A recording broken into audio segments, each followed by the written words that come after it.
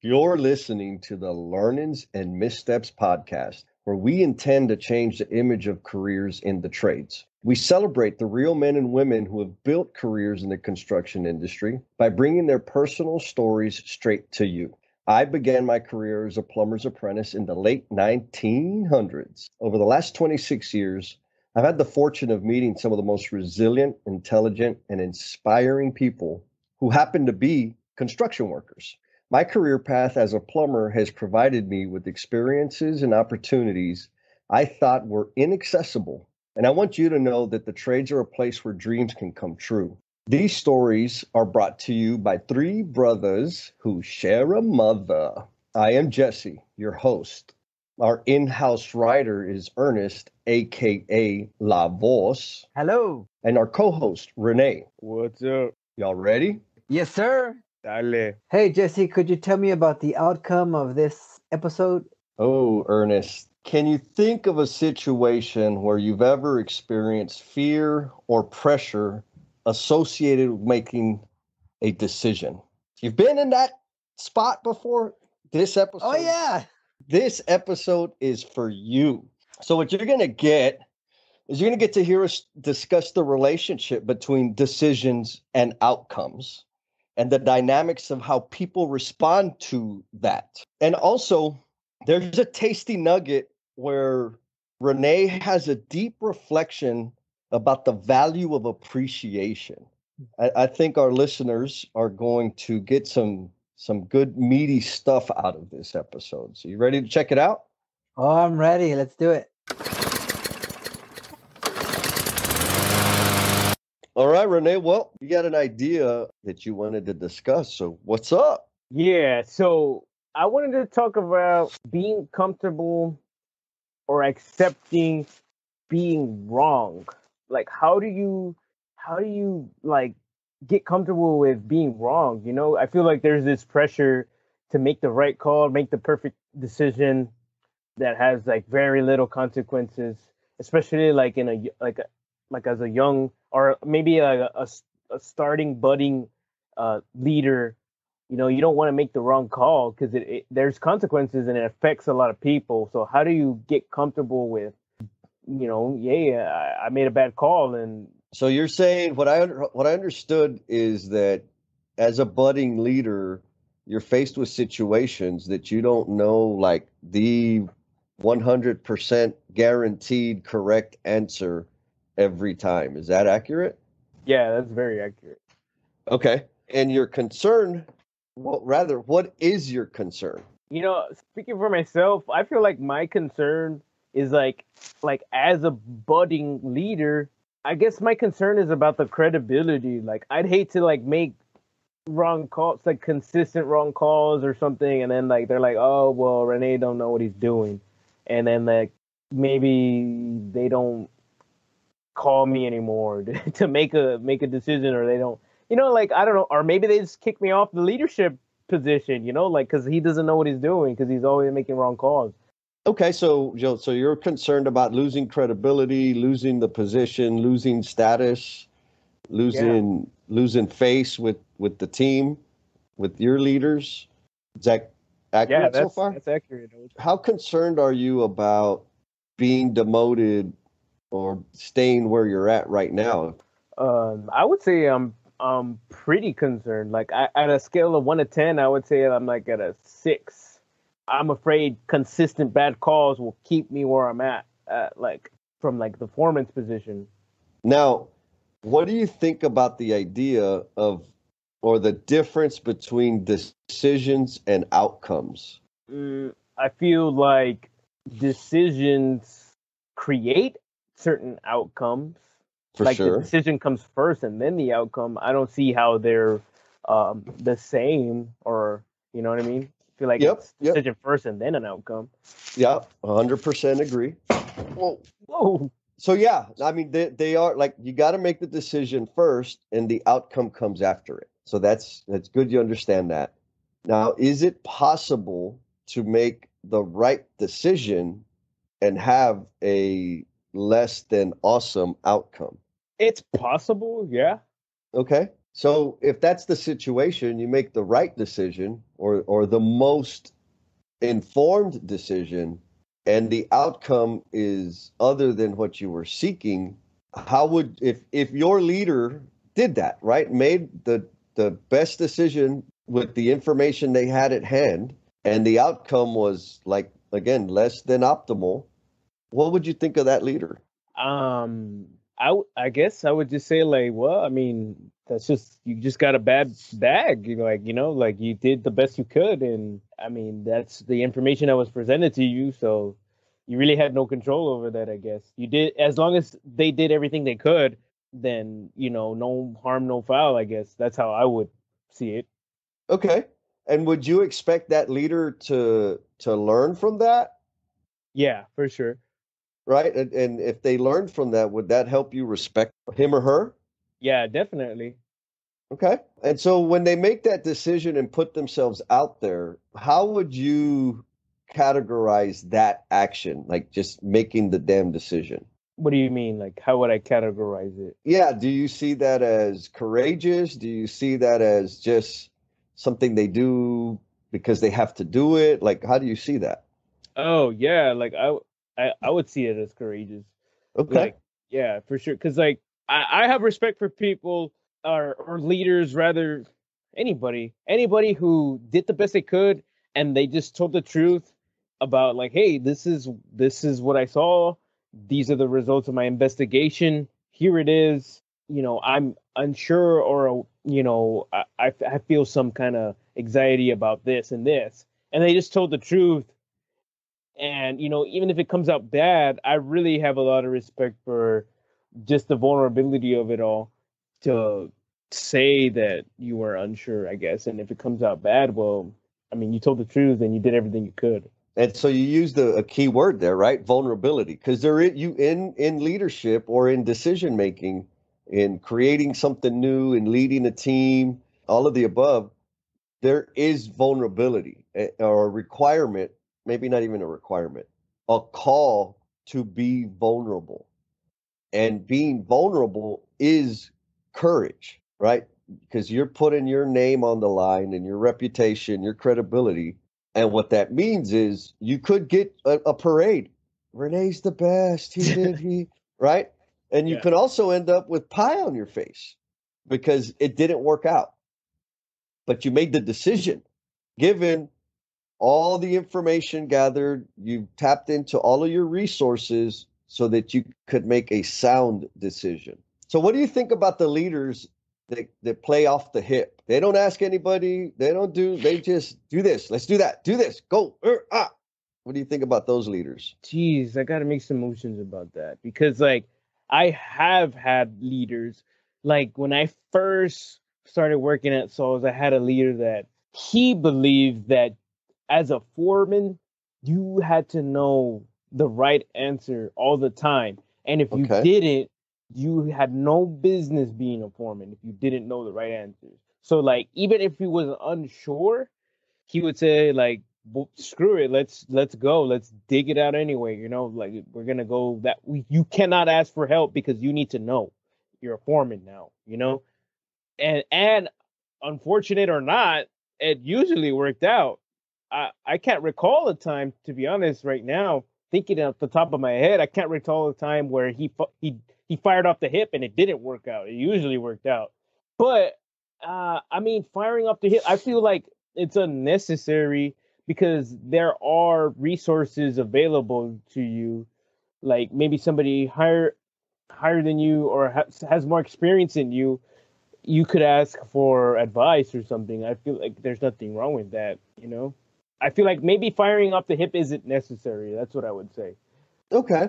Well, I think I understand how you're got like mixed emotions on it, because sometimes that individual's experienced that situation before. And so they know the answer. And it can appear as if they're firing off the hip and things work out. And so that's a good thing. So maybe I should reframe it. How do you feel about the leader that rejects any input or outside information when they're making a decision? Yeah, I think that just kind of sucks. You know, Why? because I guess it just sucks. Like, for example, I'll say it, like, my foreman now.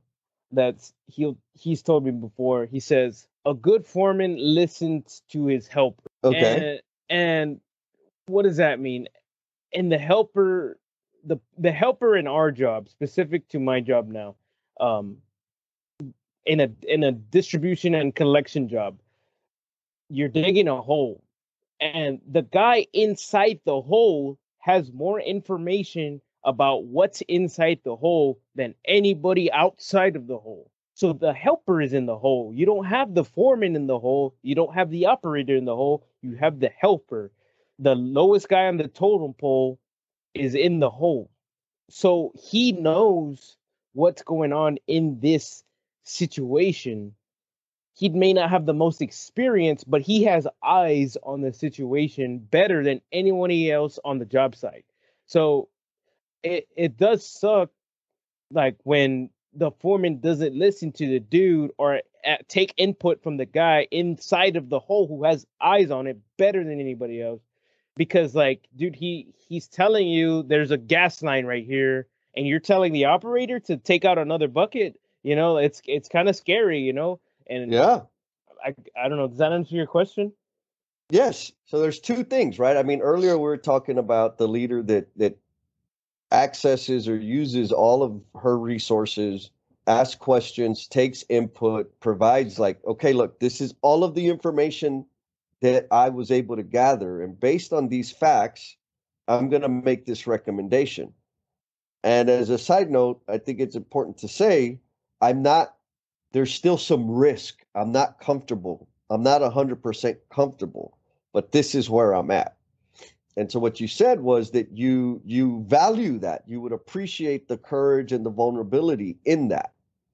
And then now we're talking about the leader that doesn't take input, that rejects the input.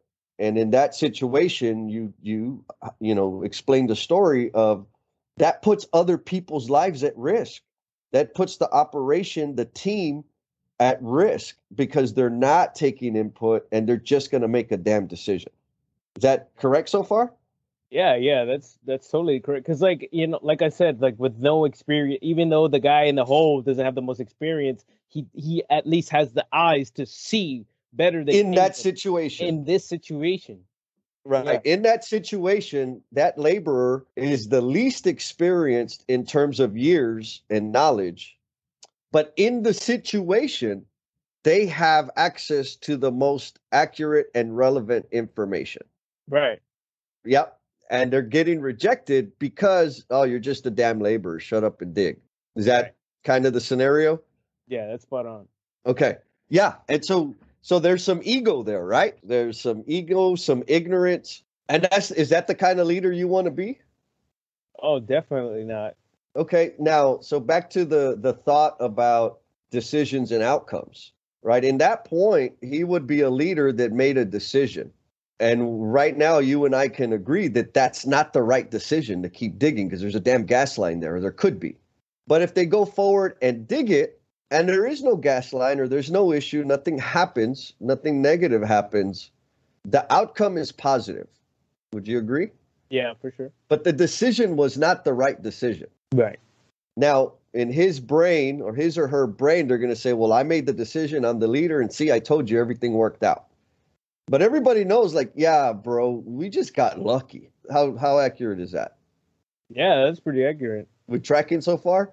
Yeah, we're tracking. So he makes a wrong decision. The outcome is positive, and that reinforces the thinking that I know what the hell I'm doing. I'm a leader. I made the call when everybody was scared. But if it goes the other way, bad decision, bad outcome. And now nobody will argue that it was a bad decision and a bad outcome. Like, because of the outcome, no one will argue that it was a bad decision. Okay. And I'm going, so I know I can see your face of twisting your brain a little bit. For you as a young budding leader, it is important for you to grasp and further understand the idea or the difference between decisions and outcomes. Making the right decision does not guarantee you that the outcome is going to be what you're seeking, right? And so let's further define making the right decision. Making the right decision Let's qualify that. Let's go and use all the experience that you have in your body. And if you're not sure, then you go get outside input, resources, testing devices, whatever it is. So you talk to your team, talk to your leadership. Once you've gathered all the facts, right? Not opinions, not assumptions, all the facts of the situation, you got input and insight from everybody around you, from your leadership and so forth. That's making a right decision. Getting the facts, getting input. Because how smart are you by yourself? Like like, let's say you're working with your team. How many years of experience do you have? Me, I have like 1 year experience in my current job right now. Okay. And your team members, how many years of experience do they have? Más o menos. Like average, like 10 years, 10 to 15 years. And how many people are in your team? 5. 5 people. And you said you have what, 3 years of experience? Yeah. Okay. Yeah. So if all you're using is your years, your knowledge, just your knowledge, you're only accessing or tapping into 3 years of experience. But if you go and ask team member A, who's got 10 years of experience, now you're accessing 13 years of experience. And if you ask the rest of your team that has 10 to 15, let's just say 10, including yours, that's a total of 43 years of experience that you're tapping into. Tracking? Yeah, I'm tracking. And then if you're still I'm not sure, then you go outside of your immediate circle and get more input, more information, more equipment, whatever it is. So to make a decision just based on let me rephrase that. The habit of seeking outside input, tapping into other people's experience is a damn good habit to have. And a lot of people, you're right, our environment has conditioned people to think that they have to have the right decision right now, this second, this minute. And so we make rash decisions. And so back to making the right decision. How do you make the right decision? You access all the experience and all the resources you have at your disposal in order to make the right informed decision. Sometimes you don't have to ask everybody. Sometimes you know because you've been through it. Boom, do it. Sometimes you don't. You've never been in the situation. That's when you go in and seek input and seek feedback. And now you're going to make an informed decision, which I would say is a righter decision. That doesn't guarantee that the outcome is going to be what you want. But what it does guarantee is that you did the responsible thing to make the best decision for the team and the organization. What do you think so far? I mean, I agree 100%. But I guess I love that, like, you don't have to know everything right now. There's people out, there's resources out there to help you. You're not alone in a decision. 9 times out of 10, you're not alone in a decision, especially if you have the resources all around you. There's no excuse there's no excuse to not freaking seek help. It's everywhere, and it's free. It doesn't cost you anything. So I'm on board with that 100%. I guess I feel, I don't know, some type of way because, like, another reason too, like I was listening to a conversation the other day, and there was a time in my company where a bunch of people left the company, right? And a lot of older people with all the experience, they left.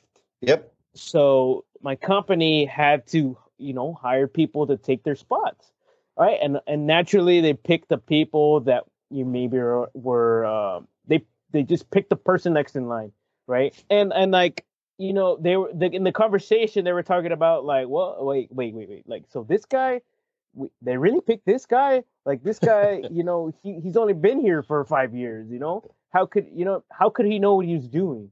He made this mistake this time. Yep. Why would they pick him and not this guy who's rarely makes mistakes? You know what I'm saying? So, like, I guess I feel some anxiety of being that guy that they just remembered my shortcomings, and then, like, I don't know, like, I mean, now saying it out loud, I don't know why that, even matters. Like, Yeah. I don't know. It feels crappy. Like, having people knowing that people are behind your back and saying like, well, this guy doesn't know what he's doing. It doesn't feel good, I guess. Yeah. So going back to vulnerability, right? Vulnerability and courage in the your career progression and stepping up and getting more responsibility and learning new things. I guess you just got to be ready for people to talk some smack because guess what? They're gonna, Yeah, that's true. No matter right? what. Like your superior, the people further up in leadership, they're gonna have stuff to say. The people that you support, like your peers, they're gonna have stuff to say. The people that are earlier in their career, right, that are closer to the work, they're gonna have stuff to say. And expending any energy trying to make sure nobody has anything critical or negative to say about you, dude, if you could figure that out, you wouldn't be doing the job you're doing right now. You know what I mean? So then it becomes more, and you said it, right? Like, oh, wow, now that I said it out loud, like it's kind of a goofy thing, worrying about what they might say. You have no control. We have no control of what people might say because this happens too. You make the right decision. You did all the right stuff. You made the right decision. The outcome was perfect. And they're not going to all say, man, that Rene's really got it going on. There's going to be some people who say, oh, he just got lucky. Yeah. Or, yeah, everything worked out, but he had to make a couple of phone calls. Everything worked out, but really it was the team, right? Like I could have made that. So either way, people are going to talk smack, right? Haters going to hate, baby. That right? That's just true. the way it is. So now I feel like we're getting closer to where the situation is that situation that you're wrestling with is happening in that 6-inch space between both of your ears. Well, let me throw you a curveball. Ooh, curveball. Okay, so I can think of a handful of names at my company where I haven't heard anything negative about them. Like I hear of them, I hear of people talking about them like legends, like they always knew what they were doing or something. They Yep. moved up really quick and they had great work ethic and they treated people well and stuff like that. I'm not gonna lie, I'd like to have a reputation like that too, because like I really do care about what I do and like making right decisions that don't make other people work harder than they need to because I messed up. I really Yep. do care about, I guess, making the job more efficient and like just better for everybody, not just myself.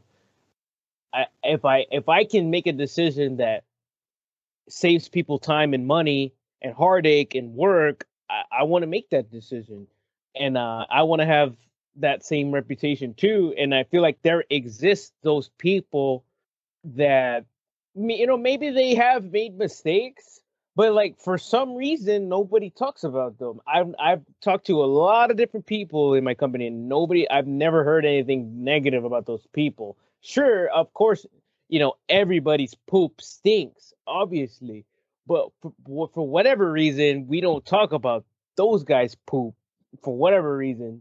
And I not gonna lie, like I feel like I'd like to be that person too. Okay. So we have two things going on. One, we're still talking about the space between your ears, Right? right? You have this idea of how you want to be remembered and talked about. I think that's a healthy thing, right? We want to be remembered in an admirable way. We want to be admired. We want to be appreciated. And you're talking about like those people, of course they made mistakes, but nobody talks about them. So think about the people that the baseball players that made it to the Hall of Fame. Do you think they had to bat 1,000? Their batting average had to be over 1,000 to make it. No. I mean, hell, 350. If you have a batting average over 300, you have a shot at being in the Hall of Fame. So what that means is 70% of the time they can be wrong and still be considered world-class performance. What do you think about that? I guess I haven't thought about that. Okay. Now, let's take this, like, that's a hard metric that's not in your in kind of the in your workspace, right? Right. In your workspace, nobody's keeping a batting average of good Yeah. and right of good and bad outcomes from decisions. And people tend to remember all the good and filter out the bad, or remember all the bad and filter out the good. Would you agree with that? Yeah, I would agree 100%. Okay. Now, what do you think contributes to people remembering the good about the person and filtering out the bad? I guess, oh, that's a good one. I would say, in my opinion, I would say that person's like relationships with people. Like Mm, if you fostered like good relationships with people, actually talk to people like they're people and not tools, people give you some slack that you might not otherwise, for somebody that just runs over people. You wanna see the guy who runs over people fail. You want to mm. see him fail. You're gonna remember all of that, so you have something to bring him down. But the guy that's trying to help everybody, uplifting everybody around him, you might not remember those things because you want to see that guy succeed because he wants to see you succeed too. Okay. So, gold star, young man. So then, is it about making the right decisions? I would say not entirely. Okay. I'll agree with you. So if you make the right decisions, get good outcomes, and treat people like garbage, is that a good thing? No, definitely not. But if you make the right decisions, get decent outcomes, and treat people like human beings, treat people the way they want to be treated, is that a good thing? Yeah, I would say that's a great thing. Okay. We started this conversation about your angst around having to make decisions. You're maturing and growing in your career, the influence you have amongst your team and within the organization, and your comfort level, or you have some apprehension about making the wrong decision because you don't want to be seen in a bad light. That's how we started this conversation. And now you brought to the table the value of building relationships and treating people like, or valuing people for who they are. Yeah. So it's a combination, right? And I don't know what the right mixture is, but I do know that if you're dismissive and rushed and pushy and abrasive to people, they really want to see you fail. They would love to see you fall on your face. How do I know? Can you guess? Because you were like that. Yes, sir. Nailed it.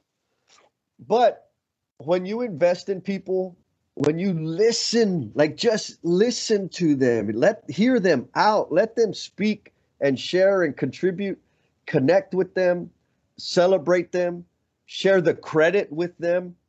When you do that, they're going to be more tolerant about your errors, your bad outcomes, and they're going to remember you in a positive light.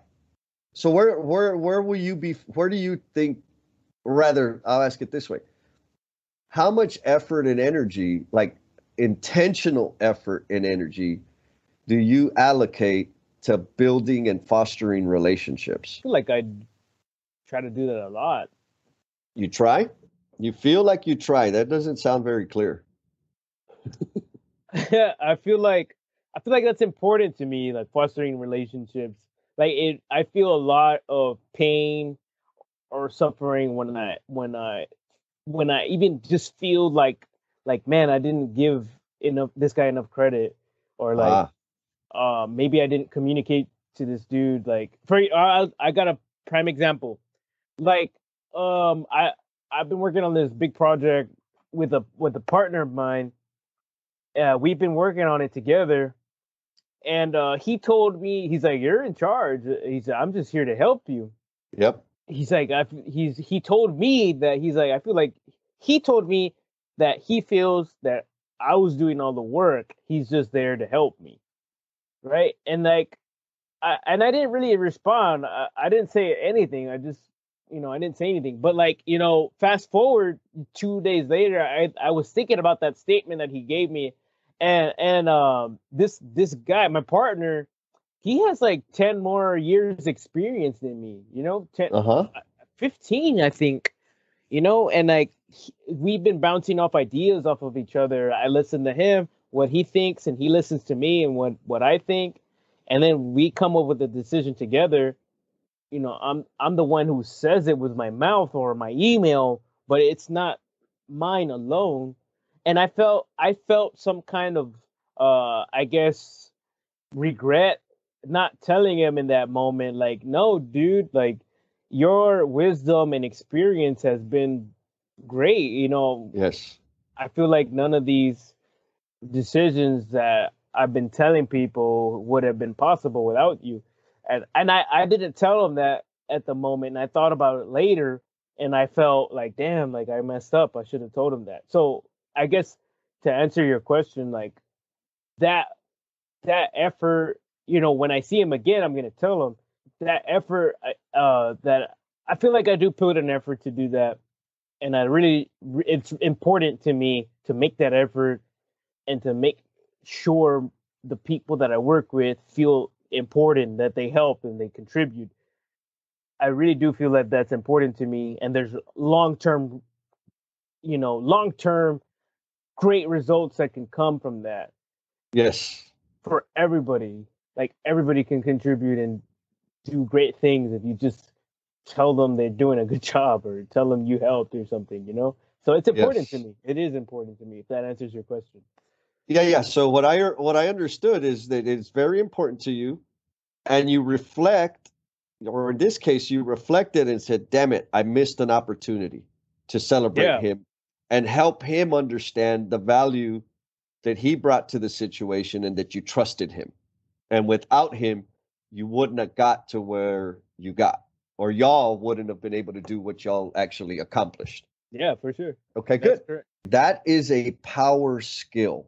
Two power skills. One is reflecting and actually taking ownership, like, damn it, I dropped the ball. I could have helped, right? I could have had a different or better impact on that individual, right? Help build them up. Because that's what we're here for, man. We're here to build people up. So reflecting is a powerful thing, but also building the skill of recognizing people further contribution in the moment. That's tough. We're really good at telling people when they're screwing up, Yeah. Yeah. but in the moment, we're not so good at that. And so that's a muscle that we all need to build. And you, that this early in your career, being aware of that, man, I think you're well suited to become that leader you intend to be. Does that help? Yeah, that helps a lot. So to summarize, we talked about you being concerned or about making the wrong decision, and then it kind of surfaced that, well, it's about making the wrong decision, but it's also about how people are going to remember you, about the legacy that you're going to leave behind. And that led us to the conversation about the value of relationships, and recognizing people for their gifts and talents, and reflecting on a regular basis, and building the skill of giving people positive feedback. So if you build that skill of giving people, positive, actionable feedback in the moment, and keep on reflecting and continuing accessing your resources for input and feedback, and valuing, nurturing, cultivating relationships. If you did those things, would how likely is it that you'll become the leader you want to be? I mean, very likely. I mean, yeah. Okay. So what's keeping you from doing that? Nothing. Ah, okay. So how do you feel now? I feel better. Yeah? Yeah, I feel better. Okay. That'll be 99.99, sir. I'll add it to your bill. Add it to my tab. Yeah. Yeah. Did we answer all the questions you wanted to investigate? Yeah, I think so. You know, Rene, I really love the conversations that you and I have. It fills me with joy and a little bit of pride to be reminded of how caring and practical a man you are. I'm proud of you, brother. Also, we have some feedback from one of our listeners. Would you mind giving who we going to give a shout out to? Yeah, let's give a shout out to Felipe Engineer Manriquez. They say, listening to you guys reminds me of talking to my uncles. Big hearts and lots of wisdom, sharing with the generations. Thank you for that, Felipe. That really means a lot to me. I know, speaking for myself, I like to try to talk as how I would talk to anybody. You know, I don't try to get fancy or anything. I just speak from my heart. Whatever's in my heart, I just let it go. So thank you. That means a lot to me. Likewise, thank you all out there. We're going to keep on going, and we wouldn't be here without you. So we'll talk again soon. Man, you are one dedicated listener, sticking with us all the way through to the very, very end. Please know that this podcast dies without you, and we invite you to share how the episode's impacting you, along with your thoughts, questions, and suggestions. You've been gracious with your time, so we added social media links in the show notes to make it super easy for you to connect with us. Be kind to yourself, stay cool, and we'll talk at you next time.